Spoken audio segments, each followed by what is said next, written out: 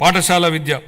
గత ప్రభుత్వ దుర్మార్గపు పాలన కాలంలో రాష్ట్ర విద్యా వ్యవస్థపై దృష్టి సారించకపోవడం, నిర్లక్ష్యం మరియు తప్పుడు విధానాల వల్ల మన రాష్ట్రంలోని 2.43 లక్షల మంది విద్యార్థులు బడి మానివేయడంతో వారి భవిష్యత్ ప్రమాదంలోకి నెట్టివేయబడింది.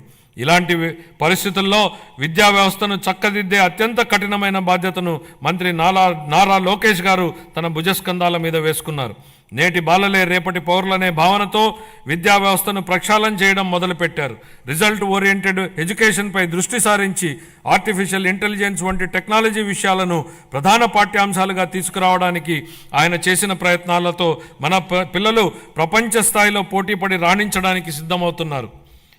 సమాజానికి విద్య ఎంత అవసరమో చైనీయుల సామెత ద్వారా వ్యక్తీకరించబడింది.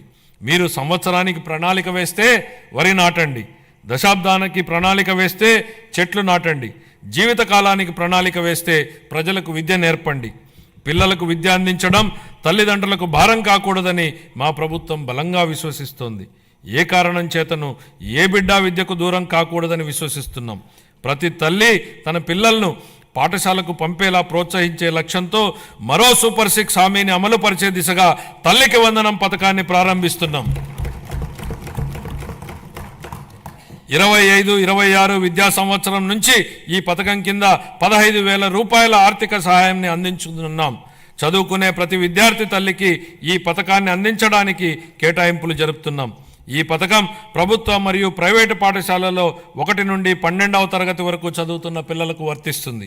అదేవిధంగా సర్వేపల్లి రాధాకృష్ణ విద్యామిత్ర పథకం ద్వారా 35.69 లక్షల మంది విద్యార్థులకు ఉచితంగా పుస్తకాలు, యూనిఫామ్లు, డొక్కా సీతమ్మ మధ్యాహ్న బడి భోజనం పథకం ద్వారా విద్యార్థులకు పౌష్టికాహారాన్ని అందిస్తున్నాం. ఉపాధ్యాయులకు స్నేహపూర్వక వాతావరణంలో కూడిన విద్యా వ్యవస్థ కోసం గౌరవనీయ మానవ వనరుల అభివృద్ధి శాఖ మంత్రి నారా లోకేష్ గారి చొరవతో మా ప్రభుత్వం అన్ని ప్రభుత్వ పాఠశాలలకు ఉచిత విద్యుత్తును అందించాలని నిర్ణయించిందని గౌరవ సభకు ఎంతో సంతోషంగా ప్రకటిస్తున్నాను. ఇది స్థానిక సంస్థలపై ఆర్థిక భారాన్ని తగ్గించడమే కాక ఉపాధ్యాయులు మరియు విద్యార్థులకు ఒత్తిడి లేని వాతావరణాన్ని కల్పిస్తుంది.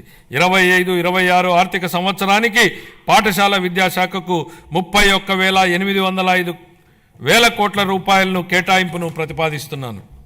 ఉన్నత విద్య భవిష్యత్ సవాళ్లను విద్యార్థులకు సిద్ధం చేయడానికి మరియు అందరికీ సమాన అవకాశాలు కల్పించడం కోసం బలమైన సమ్మిళిత ఉన్నత విద్యా వ్యవస్థ నిర్మించడానికి ప్రభుత్వం అంకిత భావంతో ఉంది. ఈ కార్యక్రమం కింద మల్టీ డిసిప్లినరీ విద్య మరియు పరిశోధన విశ్వవిద్యాలయాల స్థాపన, పాలిటెక్నిక్ విద్యలో క్రెడిట్ ఆధారిత వ్యవస్థను ప్రవేశపెట్టడం, అధునాతన తరగతి గదులు, ప్రయోగశాలలు, డిజిటల్ లైబ్రరీలతో విద్యాలయాలను ఆధునీకరించడం వంటి కీలక నిర్ణయాల ద్వారా మన విద్యార్థులను అంతర్జాతీయ ప్రమాణాలకు అనుగుణంగా తయారు చేస్తున్నాం. ప్రపంచవ్యాప్తంగా ఉన్న ప్రముఖ 100 విశ్వవిద్యాలయాల్లో మన రాష్ట్ర విశ్వవిద్యాలయాలను నిలపడమే మేము లక్ష్యంగా పెట్టుకున్నాం. 25-26 ఆర్థిక సంవత్సరానికి గాను ఉన్నత విద్యాశాఖకు 2,506 కోట్ల రూపాయలను కేటాయింపును ప్రతిపాదిస్తున్నాను.